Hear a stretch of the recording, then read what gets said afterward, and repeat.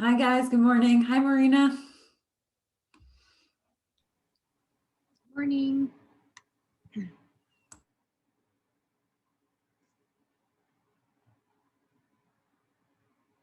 it's very bright in my apartment. I'm gonna go fix that.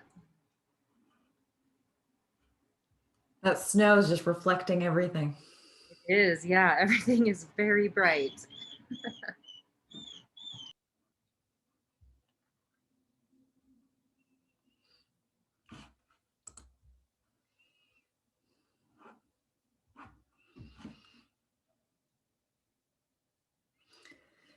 Guys, I might start just sort of a chat introduction for people just to be able to say who you are and what department you're coming from or interest, things like that.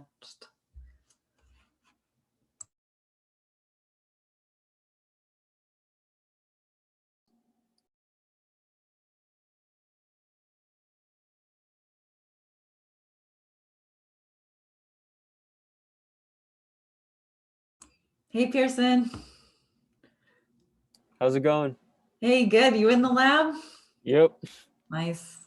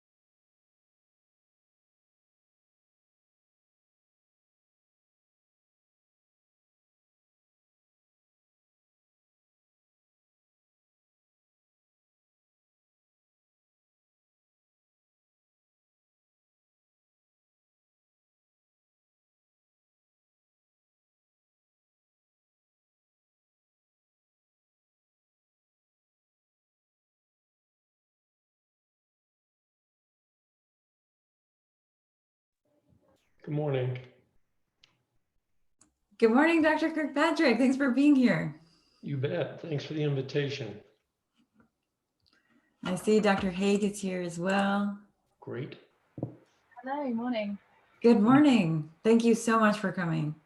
No, thanks for organizing this. I'm super excited to see all the talks from this semester. So yeah, thanks for organizing. Oh, you're welcome. Yeah, I'm excited too. This is the first one. I'm very excited. Do you have a schedule or anything for the rest of the semester? A tentative schedule, I need to put out the invites, but we have basically one a month.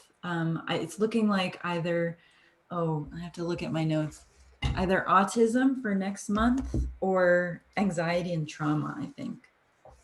Nice. So we'll see. Going to get the invites out. And I'm very excited about a potential keynote speaker at the end of the semester. He's a psychiatrist and a researcher at Cornell in New York City. And he studies major depressive disorder, but uses this very interesting technique for subtyping and kind of honing diagnostic tools. So hopefully he will be able to join us. I mean, maybe that's the advantage with Zoom right now, is that we can invite people. I'm not sure I could normally invite. So yeah, taking full advantage of that. Yeah. Right. So I figured I'd give it until 5 after. Is that okay, Dr. Kirkpatrick? How's your schedule? I know you're in clinic today, right? Well, just my thought is that my experience with groups like this is if you don't start right on time, they start coming later and later and later. Ah, okay. Well, it's being Personal recorded, experience. so people will have access to it later if they wish to. So I support that. We can do little introductions and then get started. Does that sound good? Okay. Okay. So thanks everybody so much for being here. This is, as I just mentioned, the first in a series of seminars covering neuropsychiatric disorder interest. The goal of this group is to bridge people across the UNR campus and the UNR community, both bench research scientists and clinicians, around this shared common interest in the hope of supporting innovation, collaboration, and just general improved understanding of things that we both or all care about. So for this, the very first inaugural session of INDIGO, we're very fortunate to get to hear from Dr. Kirkpatrick and Dr. Haigh. So first, Dr. Kirkpatrick will give us a bit of an introduction on schizophrenia. I'm very excited about this. I'm gonna just read you Dr. Kirkpatrick's bio so you have a little bit of background about him before he starts. Dr. Kirkpatrick received his MD from the University of Texas Medical School at Houston and completed his psychiatry residency at the University of North Carolina, where he also received a master's in epidemiology. He was on the faculty for Maryland Psychiatric Research Center at the University of Maryland School of Medicine and was vice chair of the Department of Psychiatry at the Medical College of Georgia. He was chair of the Department of Psychiatry at Scott and White Healthcare at Texas A&M, before becoming chair of the Department of Psychiatry and Behavioral Sciences here at UNR in the School of Medicine. Dr. Kirkpatrick has focused on schizophrenia throughout his career. He was associate editor of Clinical Schizophrenia and Related Psychoses, served on the editorial board of Schizophrenia Bulletin, and was co-chair of the NIMH-sponsored Consensus Development Conference on Negative Symptoms. He has been competitively funded by the Scottish Rite Foundation, NARSAD, and National Institute of Mental Health, and the National Institute of Diabetes and Digestive and Kidney Diseases. We're so fortunate that Dr. Kirkpatrick can join us, and I'm really eager to hear your talk. So thank you, Dr. Kirkpatrick. Yeah, thank you. There we go. Can you folks see that? Okay, great. You know, when asked to give a 10 or so minute talk on schizophrenia, I panicked because, oh my gosh, how am I going to use 10 minutes in a way that's useful? It just seems like it seemed very short, but it ended up being helpful because it helped me focus on what I would kind of most want you to know, which is to look at the concept of schizophrenia.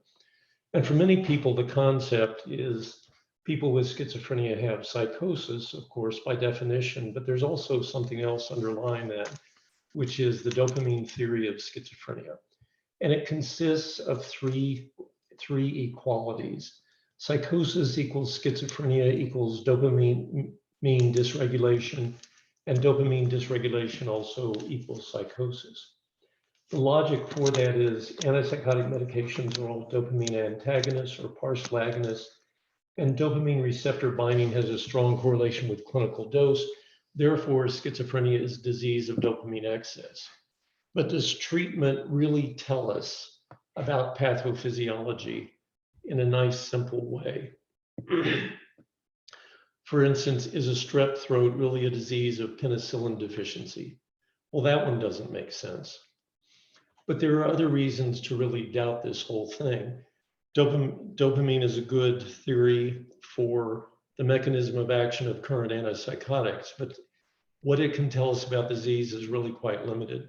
So for instance, patients' responses to antipsychotics are really highly variable. Some people, their psychosis doesn't respond at all. Some, it completely goes away with low doses, and there's everything in between. Second, in double-blind studies, psychotic symptoms have a transient increase with infusion of low doses of ketamine, an NMDA antagonist, so it's working through the glutamate system, MCPP, which is a serotonin antagonist, and THC, which works through the cannabinoid system.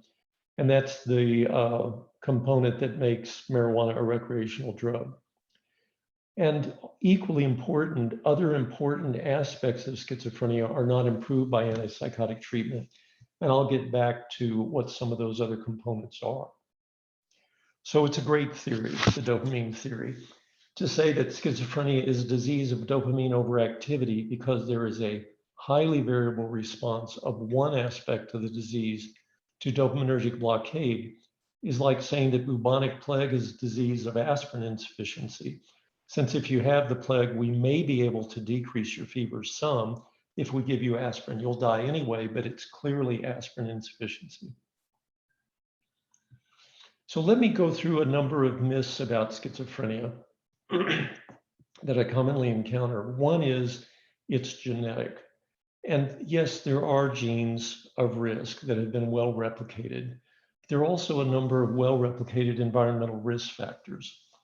Migration, sexual abuse as a child, severe maternal stress during pregnancy, and extensive cannabis use. Winter birth is a risk factor for schizophrenia as a whole, and summer birth is a risk factor for a specific clinical group.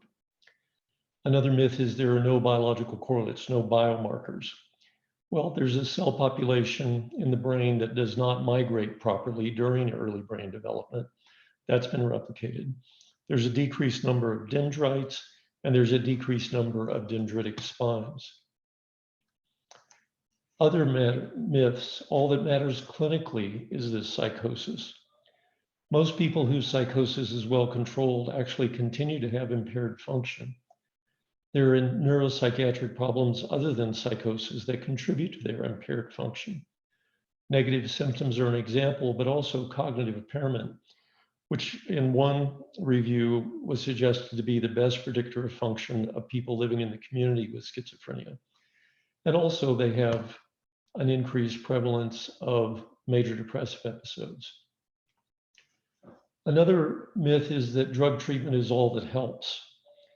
But just to give some examples, education of the family decreases the frequency of relapse and hospital admissions. And this can be fairly brief education as well, like an hour can make a big difference. Number of studies showing that kind of thing. Cognitive behavioral therapy also helps people deal with hallucinations and delusions. Living with someone who is critical and intrusive increases the frequency of relapse. And often drug treatment, as I mentioned, simply doesn't help that much. More myths. Schizophrenia always involves long-term deterioration. On average, function and symptoms improve in the 40s and 50s. A number of longitudinal studies have shown that. Everyone with schizophrenia has terrible function.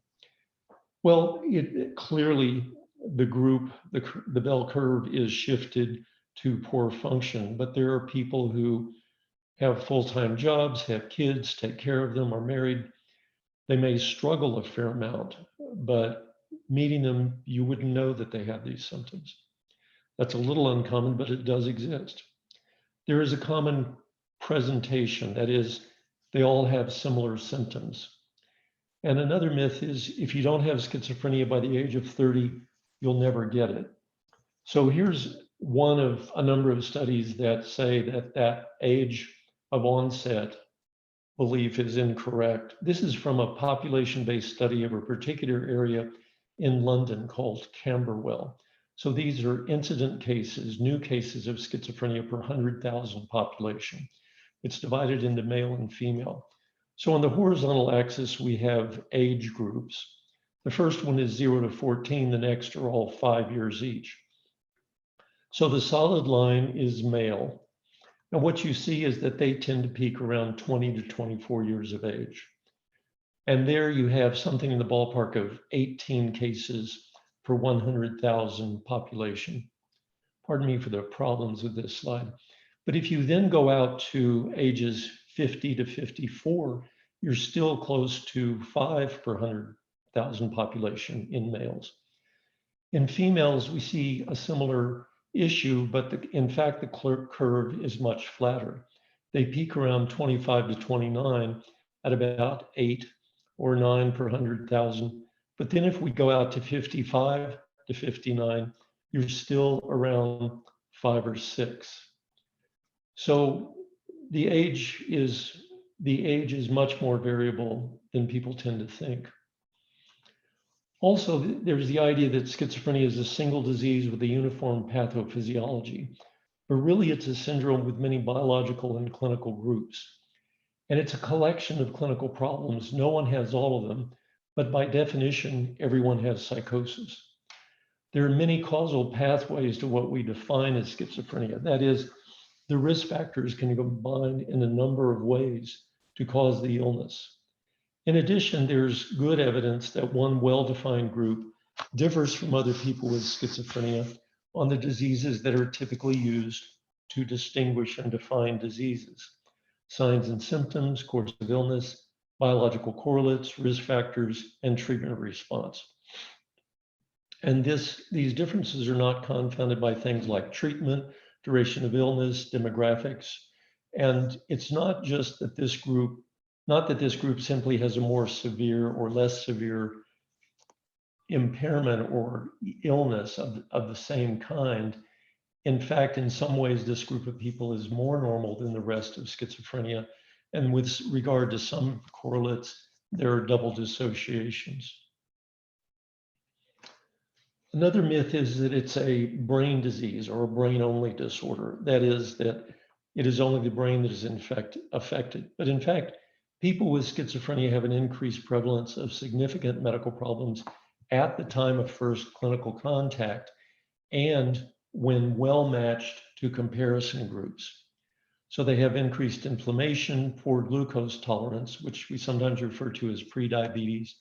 They have abnormal prolactin and androgen levels, shortened telomere, and an elevated pulse pressure, which is an early sign of atherosclerosis or hardening of the truncal arteries. They have an increased prevalence of minor anatomical variants throughout their bodies. These are things like oddly shaped ears or the distance between your eyes. As a group, they die 20 to 25 years younger than the general population. Some of that, unfortunately, is due to some of the antipsychotics. Some of it's suicide, a lot of it's poor health habits, but there's also reason to believe that some of that is simply inherent to the illness and that they as a group, people with schizophrenia probably have accelerated aging. So what is a better concept of schizophrenia? Well, first, given what we've said about treatment and risk factors, and impact on course of illness, any concept of schizophrenia really needs to be biopsychosocial. Also, it's not a psychotic disorder. It's a disorder of essentially every brain function. It's not a brain disorder. It's a disorder of the entire body in which psychosis is present, partly because of the way we define it. In most people, it is caused, at least in part, by problems in development during pregnancy, and it consists of neuropsychiatric impairments that can be found individually outside of schizophrenia and within schizophrenia occur in a variety of combinations. Okay, I'll stop there. Questions? Oh, this is really illuminating. Yeah, thank you. Are there any questions? I was actually curious. I've heard before about the winter birth increase in risk for schizophrenia, but I've never heard about the summer risk. What is that subtype or clinical subgroup that you mentioned? This is a group that's been called a couple of things. It's people with what is sometimes called deficit schizophrenia. So these are people who have primary negative symptoms. Let me try to define that. Primary means, well, let me give you an example. Some people have a negative, there are a group of negative symptoms. There are 5 that are well established. One of them is asociality, so a decreased interest in social relationships. Well, if you have schizophrenia, there are a number of reasons why you might have asociality, might not be socially active, might not pursue relationships. One of them is you may have a major depression. Another one is you may be very suspicious. Another one is you may be very anxious. But there are people who have asociality and or other negative symptoms who do not have any of those factors. And their negative symptoms are present even between episodes of worsening psychotic symptoms. So in that way, they're called primary rather than secondary to these other causes. So people with primary negative symptoms who have schizophrenia are the group that differs from other people with schizophrenia on those 5 dimensions we use to distinguish diseases that I mentioned earlier. So it is that group that has an association with increased summer birth with an odds ratio of about 2, which is pretty respectable and that kind of thing. Now, if only we knew what that factor related to, it would be nice. But after about 95 years since the first publication of the winter birth effect, we still don't really know what that factor is.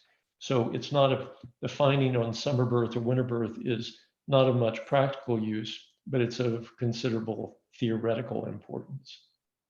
Thank you so much. This is super informative. Thank you. So I have a question, if I can. I can only see a small number of people. So who, just so I get to know some of you folks, who was asking the question? That was me, Marina. Oh, okay. Okay, nice to meet you. Go ahead, somebody else. So I'm Tom Kidd in biology, and I'm a geneticist. I'm very curious if you've got an opinion as to why schizophrenia has maintained its prevalence over the centuries.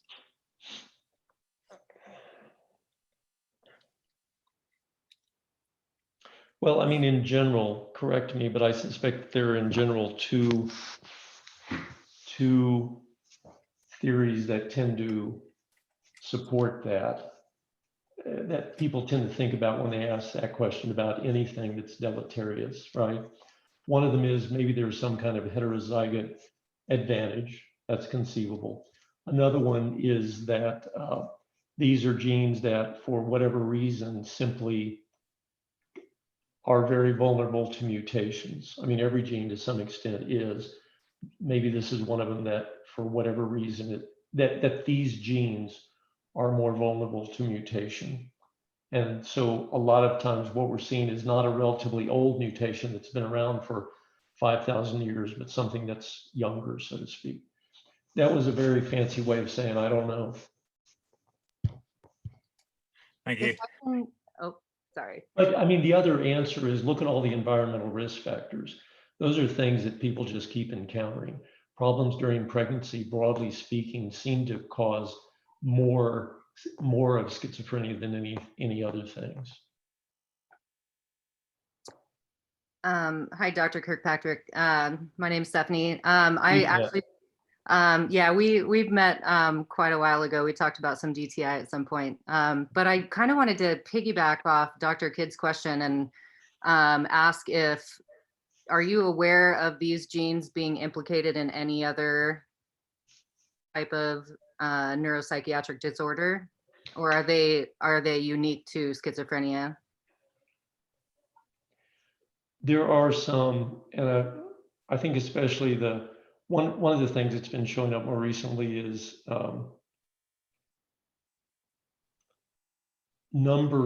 genetic number variants, and I'm trying to remember the acronym because there's another adjective in there where you have number variants, and several of those have been shown to produce mental retardation and maybe autism and some other things, intellectual disability rather than retardation.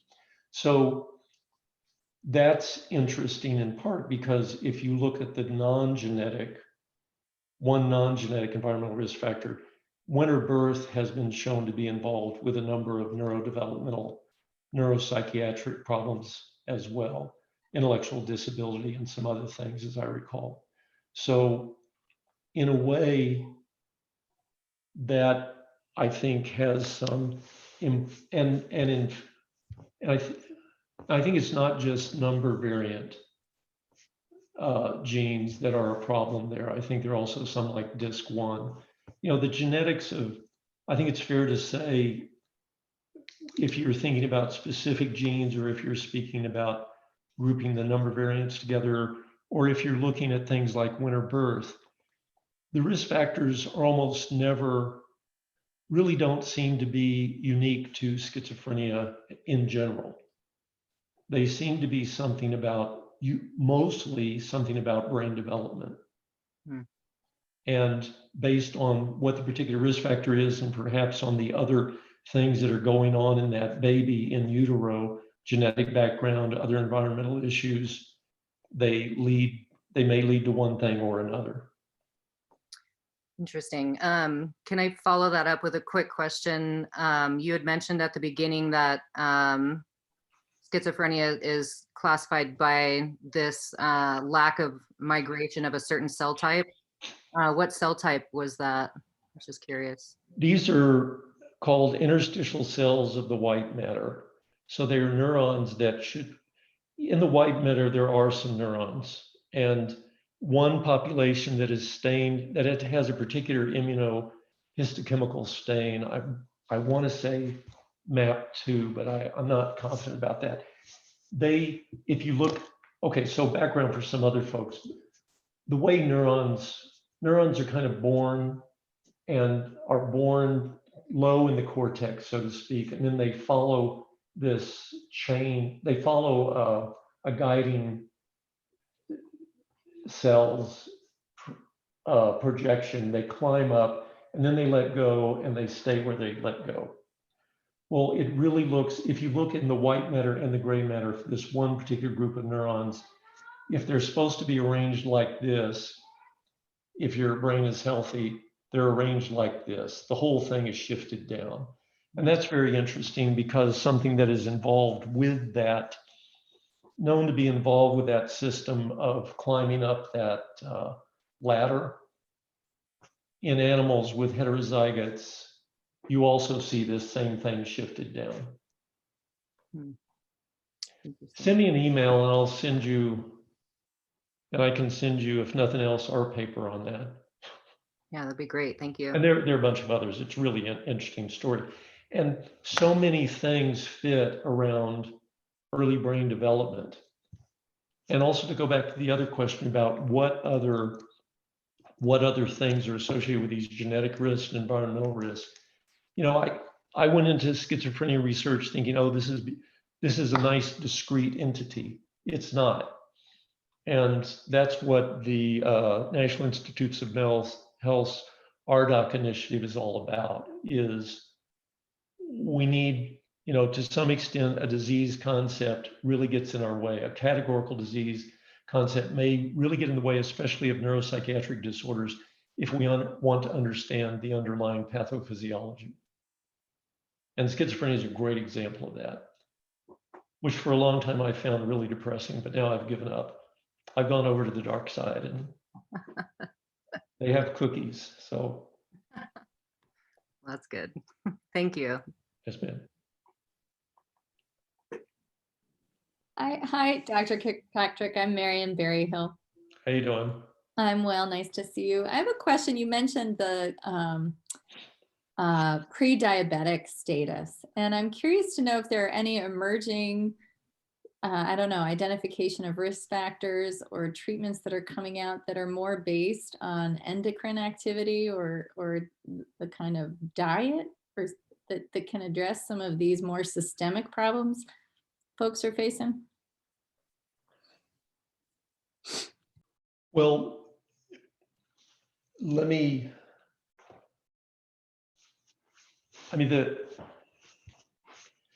go back and give a little bit of the biology, epidemiology. I think that the reason I think the risk factors that impact the brain development in utero are also, they're really non-specific. Like, there are a number of studies showing that if you stress mom badly, somewhere between late first trimester and up to the middle of the second trimester, you increase the risk of schizophrenia. And what the stress is not so terribly important. But if you then think about what happens when there's stress, well, there's a lot of cortisol, but also increased inflammatory reaction that goes along with that. And those, where are the receptors for inflammatory molecules and for cortisol?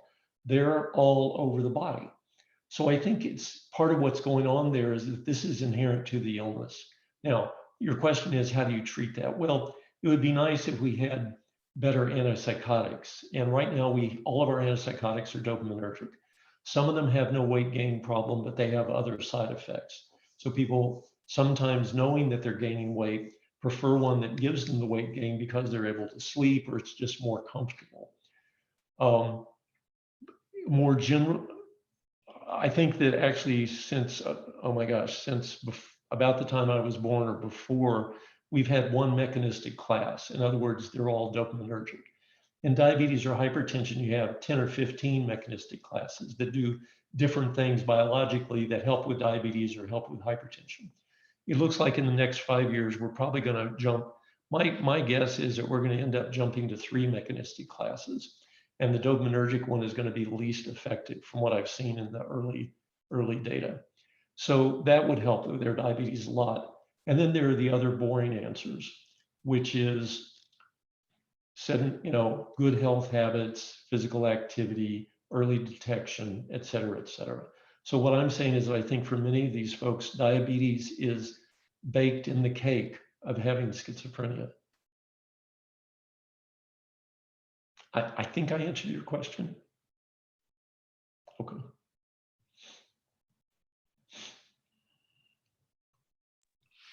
Hi, Dr. Kirkpatrick. I want to say thanks for giving this talk. I really appreciate it. I usually see my only contact with schizophrenia so far has been in the ER where they're usually in acute psychosis. So this is really helpful to kind of reframe to a biopsychosocial disease. So thank you for that. Sort of similar to the previous question, I was wondering if there are any efforts from a public health perspective in terms of, you mentioned some anatomical variants and, pupillary distance, widened pulse pressure, or I'm sorry, it was a narrow pulse pressure maybe. I'm thinking of the questionnaire for Marfan's, for example, where you go head to toe and note all the anatomical variants and kind of give a score in terms of predictability for having that disorder. Is there anything like that for schizophrenia using risk factors or anatomical variants to sort of screen for it? That's an interesting thought, to give a score for total. In other words, would you take a bunch of 6-year-olds, look for anatomical variants, and then in order to see the risk? It's an interesting question. There are a couple of problems with it. One of them is, what would you do? I mean, you don't want to give a bunch of 6-year-olds an antipsychotic, I don't think. And I don't know that the other bigger problem is that it's probably pretty non-specific. It's probably, we know that to be the case for a lot of the behavioral abnormalities that are seen in kids who later turn out to have schizophrenia. So it would be, again, theoretically interesting, but it may not lead you to an effective intervention. Sure, that makes sense. I would be interested in seeing sort of longitudinally tracking, kind of if that were to work out for even just epidemiological purposes. Yeah, interesting question. Interesting idea. Thank you. I have a question, Dr. Patrick, if you have a second. Yeah. I've always been really intrigued about the fact that many of the symptoms don't arise till much later in life.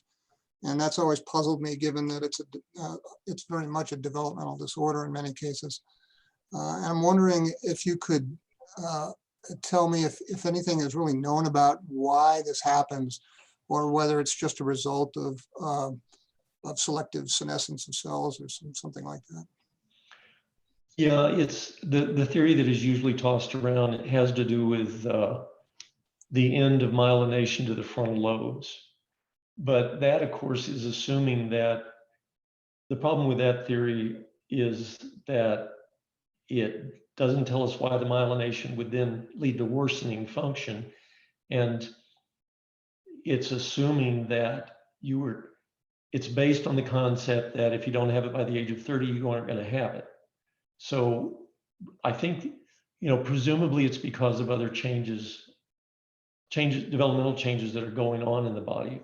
in the brain, but we don't know what those would be. I'd also just mention that there's another disease that is thought to be purely genetic, another brain disease, which is Huntington's chorea. It doesn't usually show up until people in their, typically their 50s. I mean, there's variants, but that's kind of the typical presentation. And that's an autosomal dominant Mendelian inheritance pattern. So why does that work that way? So we don't know. Thank you.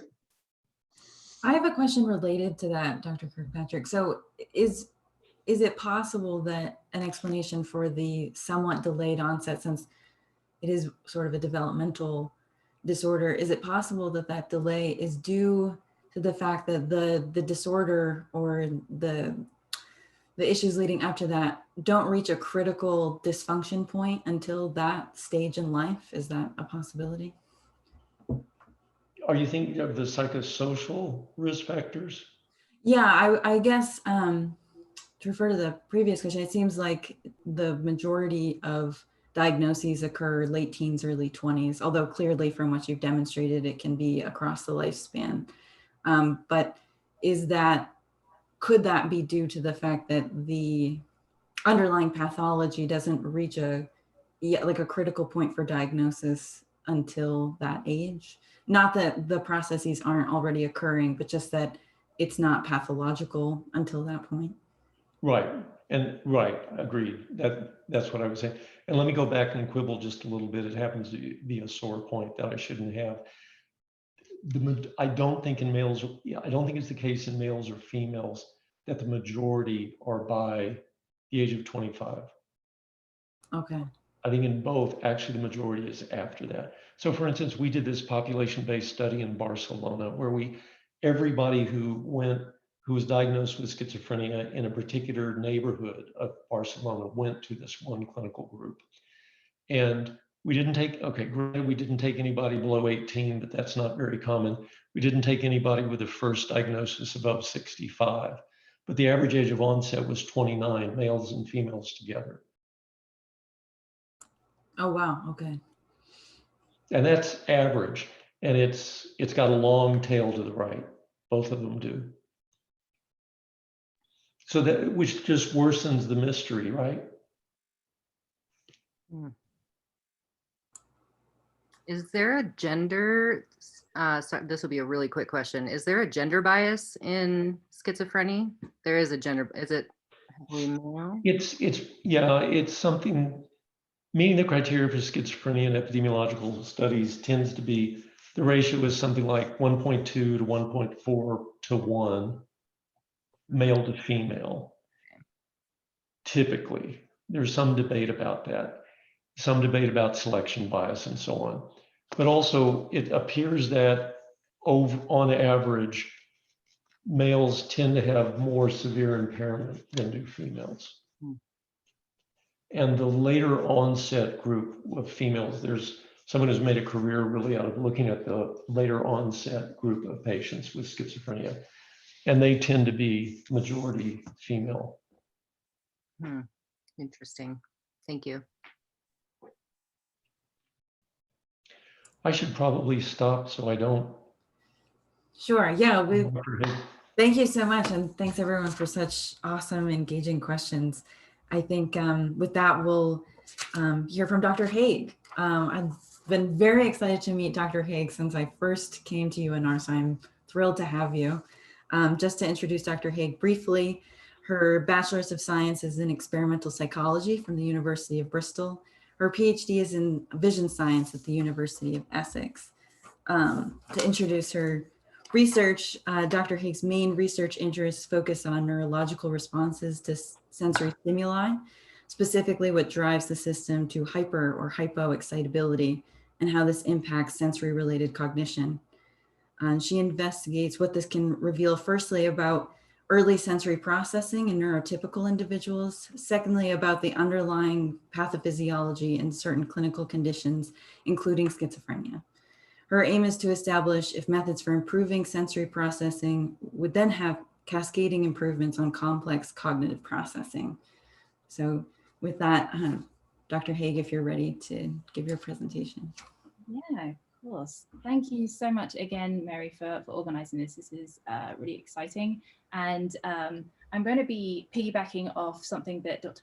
Kirkpatrick has already introduced, which is this idea that maybe we can use a biomarker, particularly from sensory functioning, as a measure of cognitive functioning and sort of biomarker for disease presence, etc. So I'm going to give kind of an overview of the field as it is so far. It is constantly evolving, it is a fast moving field. So I'm going to kind of give a few little highlights. And so if you have any questions as we're going through, please feel free to interrupt at any time. Okay. So just to give you an overview, I'm going to argue that individuals who have schizophrenia tend to be hyposensitive, so tend to be undersensitive to sensory stimuli. And then I'm going to kind of raise a few points of discussion for what are the consequences of this hyposensitivity. So why should we care? And what does this mean for their cognition and their symptoms? Finally, going to conclude with some current work that myself and Marion Berryhill are working on, which is looking at the symptoms of schizophrenia in the general population with the idea that those symptoms exist along a scale, with those at the extreme end with the more severe symptoms being the ones who end up with a diagnosis of schizophrenia, but with the idea that in the general population, most people can exhibit some form of symptoms associated with that schizophrenia. And as they slide up that scale, we call those individuals that have high schizotypy. So hopefully going to conclude with that in a little bit.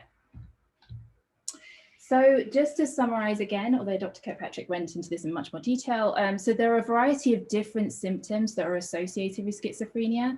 The DSM-5 updated these a few years ago.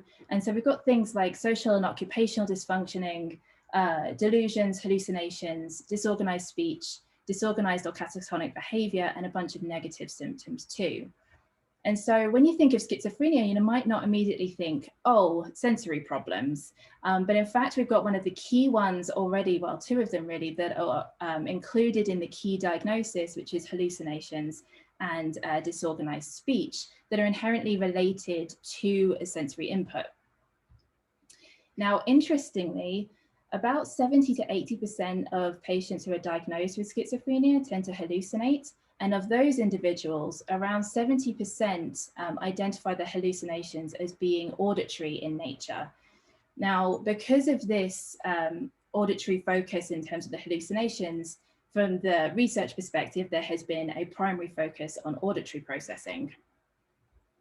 So this has led to probably one of the more robust findings, I think, definitely in schizophrenia, probably in psychiatry research in general, which is the idea that the auditory deviance detection is markedly impaired in those that have schizophrenia. So I know we've got a multidisciplinary group here, so I'm just going to break down what that particular biomarker would look like. So the main measure for auditory deviance detection is something called the mismatch negativity. So we measure this by placing EEG electrode sensors on the scalp, measure their brain waves in response to very specific stimuli. So in this example, we have tones that are identical and repeated at a very steady pace, and the brain habituates very quickly to those signals, and so we get a relatively flat response after a while. Occasionally, though, we throw in a tone that differs in its pitch. The brain produces a much larger response, and when we subtract the standard waveform from the deviant waveform, this subtraction waveform is what we call the mismatch negativity. So we're focusing on this negativity right here where the arrow is, and the bigger this amplitude, the better the individual tends to be at detecting deviance. Now, one thing to note that we can elicit the mismatch negativity without the participant paying any attention. So they can be doing a different task, they can be asleep, they can actually be completely unconscious, and we can still get a mismatch negativity in the auditory system. So this is, this subtraction waveform tends to be reliably reduced in those that have chronic schizophrenia, and it doesn't matter if the deviant varies in its pitch or in its duration. We're finding pretty large effect sizes in our schizophrenia group. Now, this is a finding that's been replicated now hundreds of times. If you go on PubMed and do schizophrenia mismatch negativity, you will be there for a long, long time. And so this has led to the idea of using the auditory mismatch negativity as a biomarker for detecting schizophrenia presence. Now, it turns out that is a much less or a much more complicated story than it sounds like. And I'm not going to go into too much detail into that today. So if anyone's interested, I'm happy to chat about that later. But just know that for the chronic group, so those that have had a diagnosis of schizophrenia for at least 5 years, we're seeing substantial reductions in their mismatch negativity. Now, the mismatch is also interesting because it's correlated with behavioral auditory deficits, correlates with symptoms in schizophrenia. And we've also got a nice mechanism as to how it's related to schizophrenia and its severity, because the mismatch reflects NMDA activity, which has been found to be reduced in schizophrenia, as Dr. Kirkpatrick highlighted earlier. So the title of this presentation was more on general sensory processing. So you might ask, is it the case that it's just auditory processing that's hyposensitive in schizophrenia, or is it kind of a domain general? Now, we've found that it's more domain general than just in the auditory system. However, I am going to be, the rest of the data I'm going to present after this slide is going to be in the auditory domain. So I am aware that I am precipitating this bias. But just as a highlight, we ran an fMRI study a few years ago comparing visual responses, somatosensory responses, and auditory responses in schizophrenia and in controls. So we're looking here at the amplitude of the fMRI signal in each of these 3 primary sensory cortices. And what we find is that in our schizophrenia group, doesn't matter which sensory modality we're looking at, we're getting reductions in the metabolic response in each of these 3 primary cortices. So, like I said, I'm going to be focusing more on the auditory system, but bear in mind that there's a growing literature suggesting that, particularly in the visual modality, there are also reductions and impairments in schizophrenia here too. Okay, so that's all very well and good, but what are the consequences of poor sensory processing? So here's the theory that, that I've been working with, and that a bunch of other people have been working with. This idea that under responding to sensory input reduces the quality of that information, which negatively impacts the processing of more complex environments. It makes it difficult to cope with social situations and encourages social withdrawal. So, for example, if I were in a room and I were trying to understand the emotional intent in someone's voice as they're speaking to me, it tends to be the case that if someone's emoting a positive emotion, they tend to have a higher pitch. And if they're emoting a more negative emotion, they tend to have a more low pitch. And so if I'm having problems distinguishing between different pitches in general, then you can see why there could be some problems with interpreting emotion in speech, which can lead to some abnormal social responses and some of the social cognition deficits that are very characteristic of schizophrenia. Okay, but do we see this? Is there any evidence of more complex sensory processing being impaired in schizophrenia? The answer so far is yes. So what we did first was to take the mismatch negativity signal and see if we can push it into a more complex pattern deviant mismatch negativity paradigm. So here what we did was to take 5 identical tones that are separated by a short interstimulus interval, but then are grouped together by a longer interstimulus interval into groups of 5. And then occasionally we throw in a group of tones that have this additional 6th tone. Bear in mind that this additional 6th tone is identical to the other 5 in the group. We've also done something similar with groups that changed in their pitch and their relative pattern and order, and we're still finding the same results. So this is a finding that is nowhere near specific to this sort of grouping paradigm.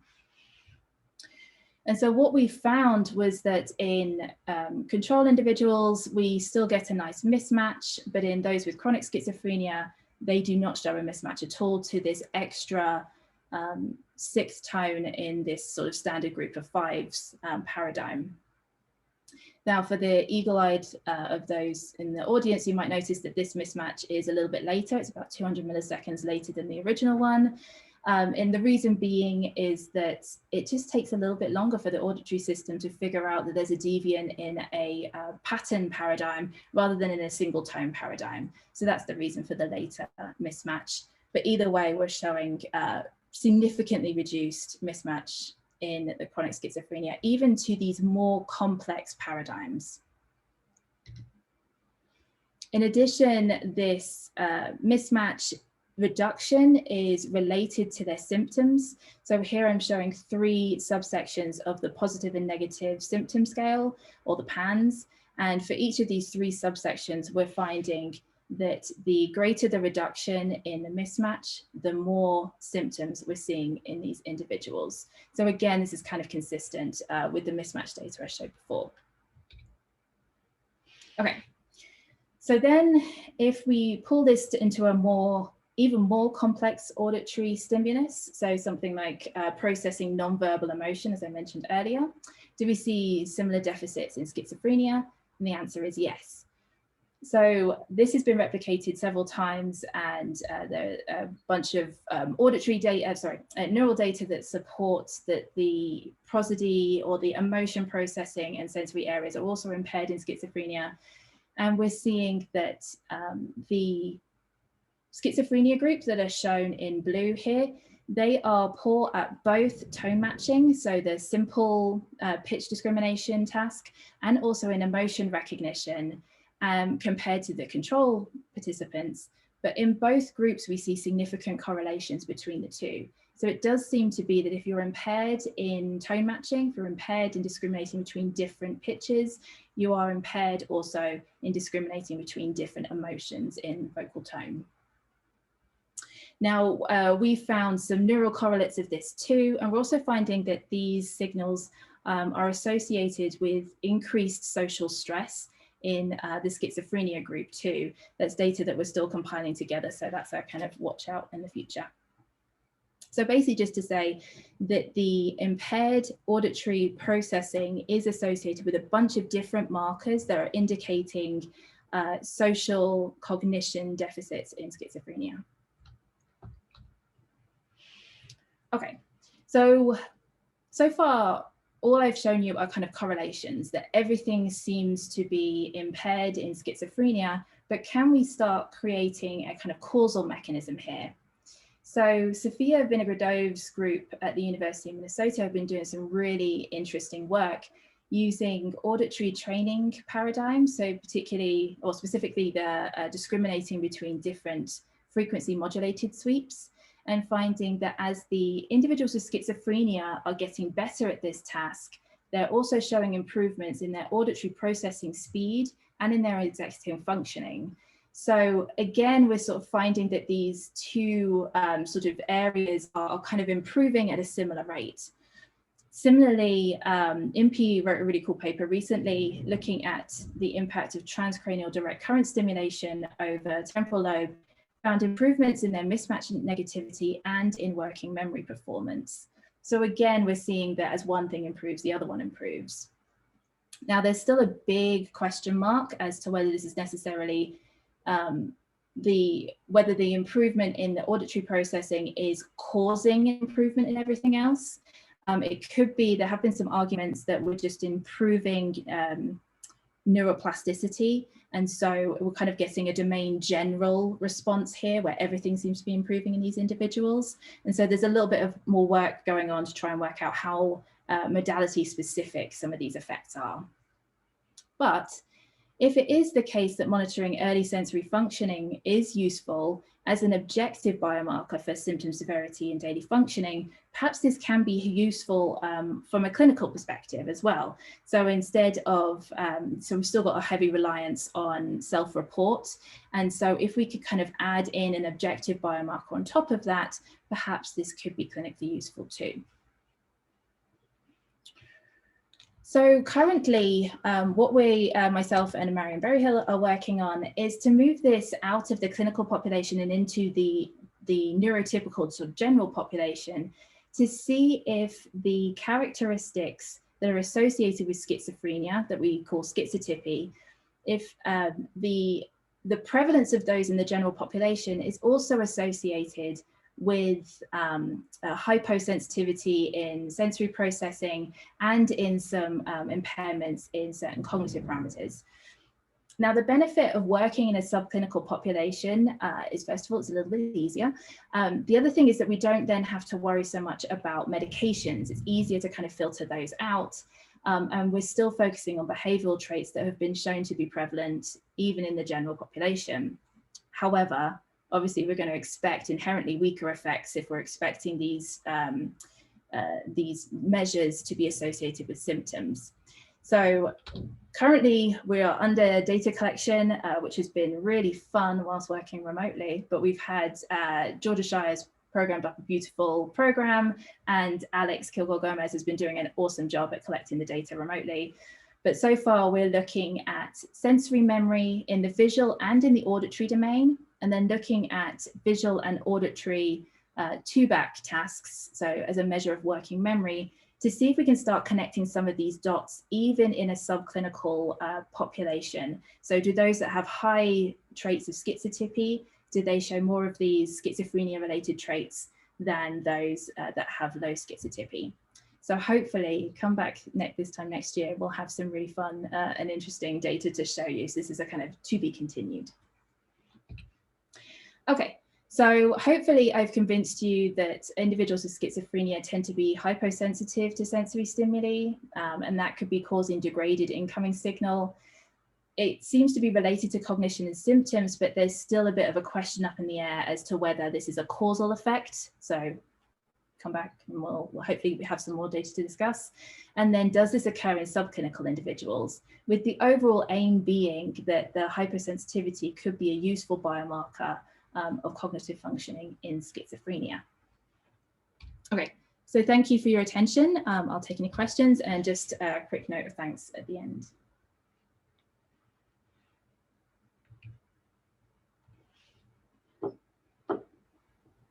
I have a question, Dr. Haigh.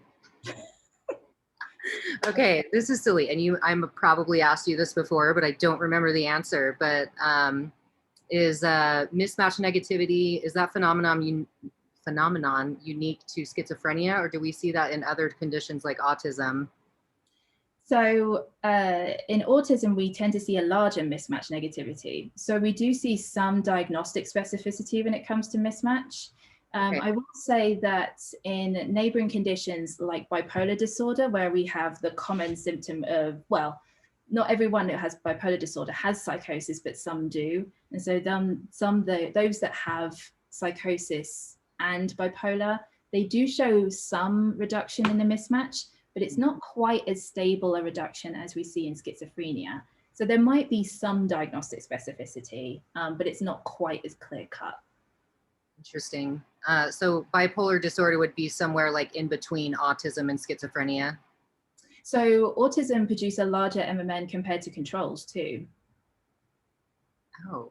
So they might be hypersensitive. They might be the other extreme, yeah. Okay, interesting. Okay, thank you. Yeah, good question.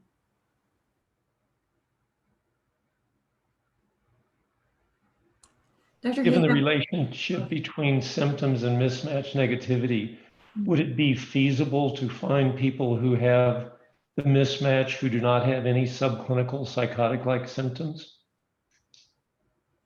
Do you mean in like a general population or in a? Yeah. Yes, so that's the work that Marion and I are working on now. Well, so originally we were supposed to do a bunch of mismatch work too, and so we could then compare in the subclinical group, is there mismatch? I'm sorry, maybe I'm misunderstanding. When I think of subclinical, I mean, there are a lot of people who have subclinical psychotic-like experiences. And I was wondering about people who are completely non-clinical, below subclinical.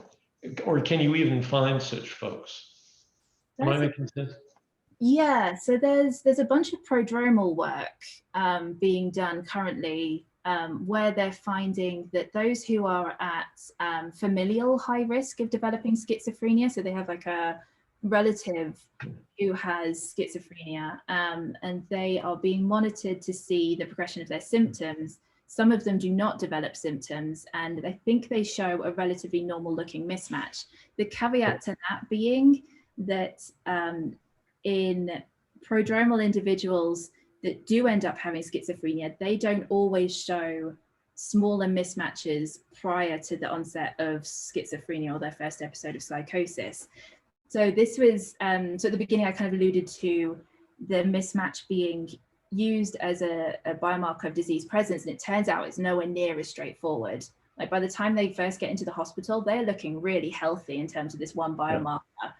I was wondering about the utility of finding people who, well, I was wondering about two things. One of them is the utility of finding people who are not prodromal, do not have symptoms, do not have positive family history.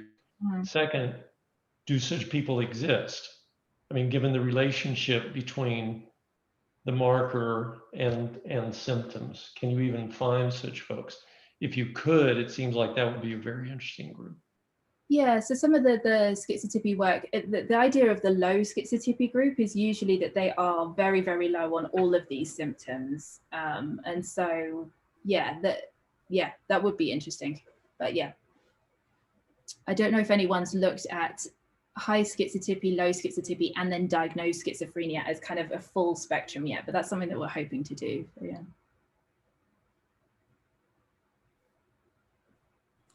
I wondered if you could talk a little bit more about the correlations with the reduced NMDA activity. How is that measured in your subjects?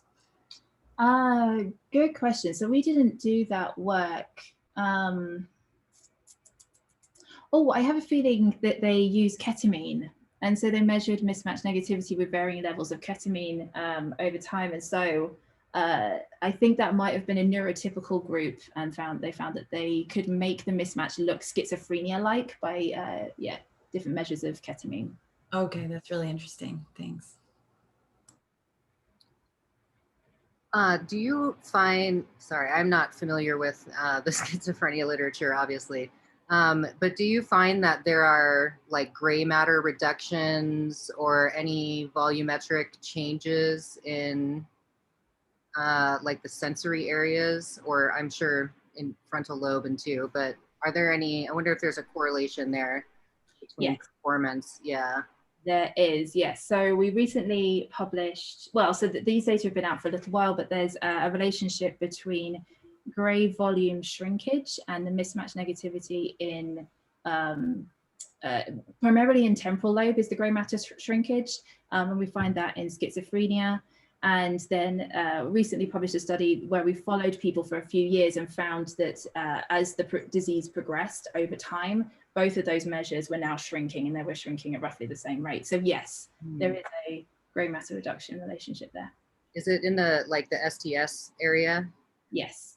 Okay. Thank you. Yeah.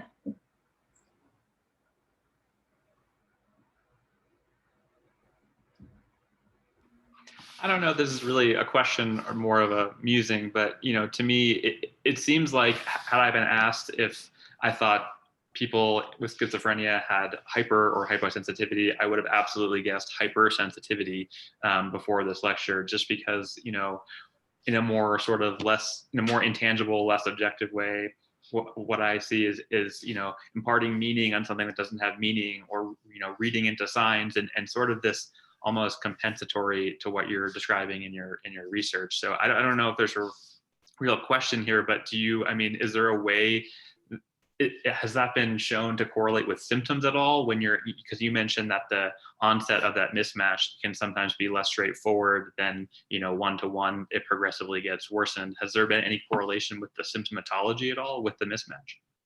So that's a really good question, because yeah, the couple of clinicians I've spoken to about this, they said exactly the same thing that you said. They're like, I find that they tend to want to avoid certain stimuli rather than, ignore it or go towards it. And so I honestly am not sure, and maybe Dr. Kirkpatrick can also speak to this, and I don't know whether this is just a first episode they're in their psychotic episode effect, or whether this is something that's sustained through, even outside of their psychotic episodes. there was some evidence, there was some findings a few years ago that found that the resting state neural activity might be a little bit higher, which is kind of going to this hyper idea that the brain is already working a bit harder. And so by the time that we're giving them a stimulus, the relative change in that amplitude is diminished, but it's not because they're not producing as much activity, it's because the relative change is different, if that makes sense. So that's a good question. We haven't had much success in matching those together yet, but if you have any ideas, I'd love to hear them, because yeah, that's a good point. I'd like to comment on that just briefly, if I could. Mike Cornelli here. You know, we are talking about gross potentials here, and gross potentials average, millions of neurons, and there are many ways to reduce the signal in a gross potential, and one way is to increase the noise. And so if you have a hyperactive system that's generally chaotic, then you're going to get a reduction in the average waveform that you get. So it doesn't necessarily, a reduction in amplitude doesn't mean less of sensory input, is my point, necessarily. Yeah, no, that's a good point. And there's also some questions over the timing of the ERPs, right? We're assuming that the system itself is stable at responding to the same stimulus repeatedly. And there's some suggestions that that might not be the case in schizophrenia. The reason why we think it's a hypo response is more because of the behavioral data that's related to it, where we're seeing, poorer discrimination abilities, like their thresholds are physically, well, they're higher, so they're less sensitive. So that's why we're going on a hypo idea. But yeah, that's a completely valid point that we're assuming a different type of, we're assuming a baseline that's the same as those that don't have schizophrenia. So yeah, good point. Sarah, can you remind me, wasn't there some work a few years, oops, I've disappeared into the brain, about pattern matching behavior and schizophrenia? So there's something different about patterns and the detection of reliable sequences in the environment in schizophrenia. Am I hallucinating? Yeah. Do you remember what the kind of patterns were? I think I'm blanking. Well, this had to do with gambling and how those with schizophrenia tended to follow rodent behavior and do pattern. They perform differently than neurotypicals in those kinds of gambling tasks, suggesting that there might be something related to sensory inputs and interacting with the environment. Yeah. That's a good, yeah. I haven't looked at that in a while, so I can't remember off the top of my head, but yeah, there are a bunch of, so for a long time, from the neuroscience perspective, it was thought that schizophrenia lived in temporal lobe and then in the frontal lobe, and that was it. And so there were a bunch of, prefrontal related behaviors that tend to be impaired in schizophrenia, but I hadn't thought of it as a relationship with the pattern detection. But yeah, good point. I don't know.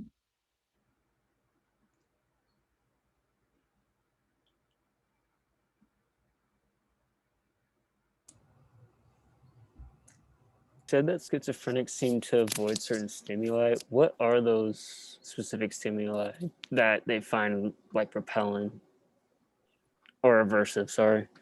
Yeah, I'm probably not the best person to ask that. Dr. Kirkpatrick, do you have any idea on that? Yeah, I don't know that there's much in the way of uniformity on that, other than somewhat common to avoid groups going out into public. Whether that's because they feel some kind of sensory overload or just having difficulty processing it, how much of that is just concern, suspiciousness, things like that. I don't know that people have looked much at the clinical side of this. I mean, I think that there are some people who will talk to you with schizophrenia who will talk to you about how sometimes they simply feel overloaded in a sense, sensory overload. And so they tend to kind of keep their environments quiet. That's not just in schizophrenia.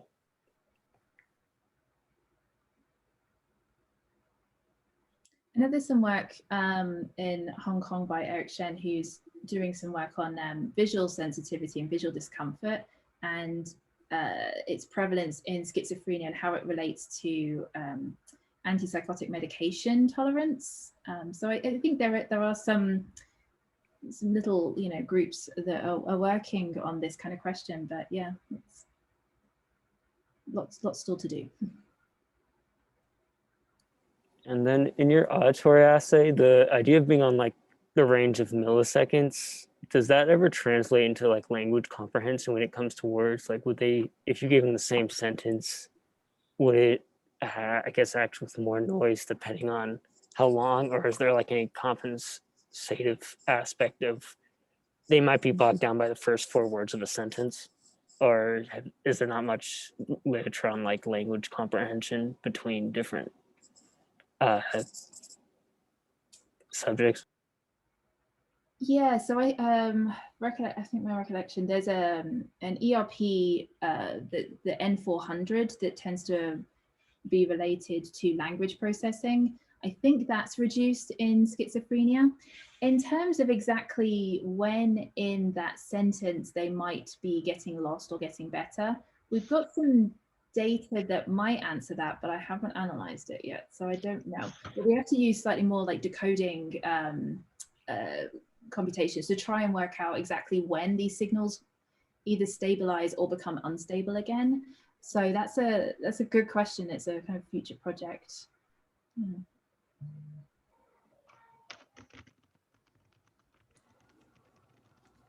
I have a broader question I'd like to put to both of you, just sort of as a panel. I mean, certainly we can come back to more specific questions as well.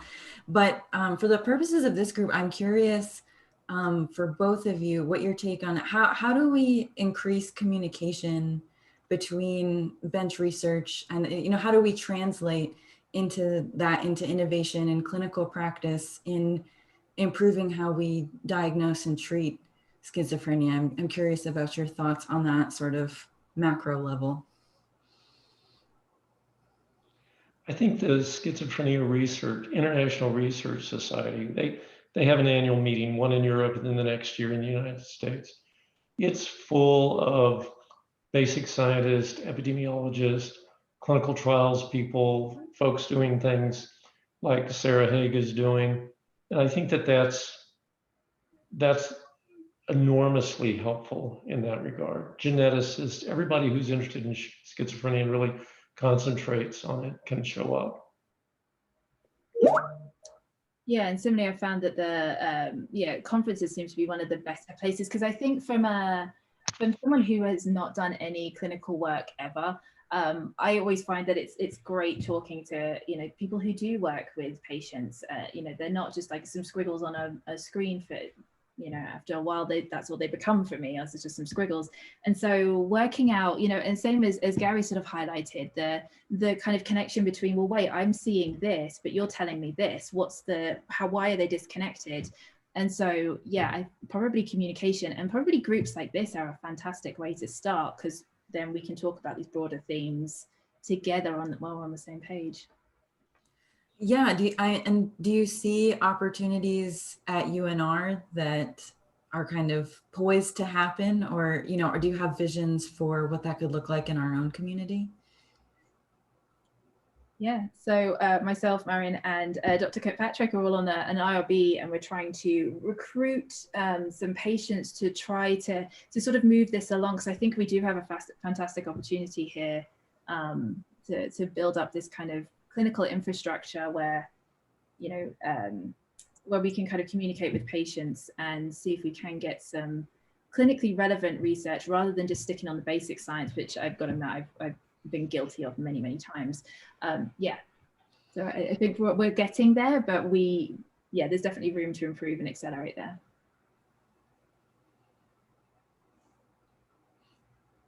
Okay, and any advice for us, at the graduate student level, to kind of set ourselves up to be part of this community, to be communicative, like within our own group, but certainly like in the broader conversation?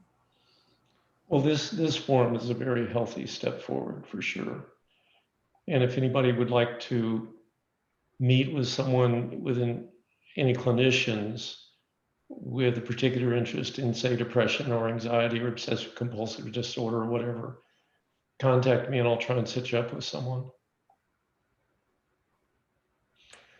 Thank you very much for inviting me. I am going to have to go. I have another meeting at 12:15 I'm going to have to get to. It Thank was you. nice so to much. meet you folks. Thank you. It was a lot of fun. I appreciate it. Thank you for coming.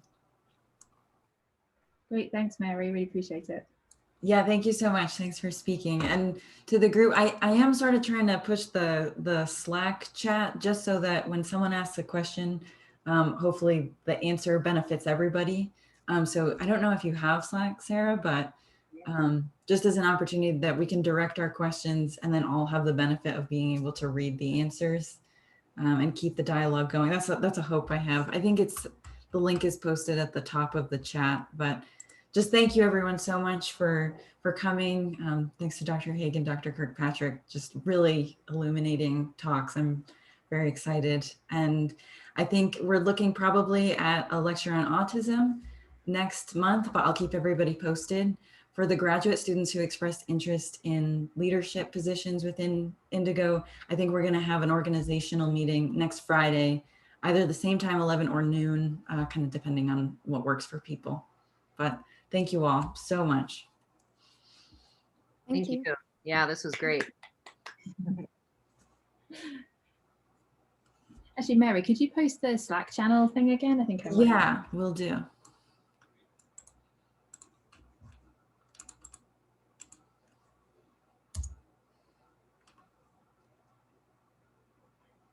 Perfect. Yes, I will join that. Thank you so much. Thanks.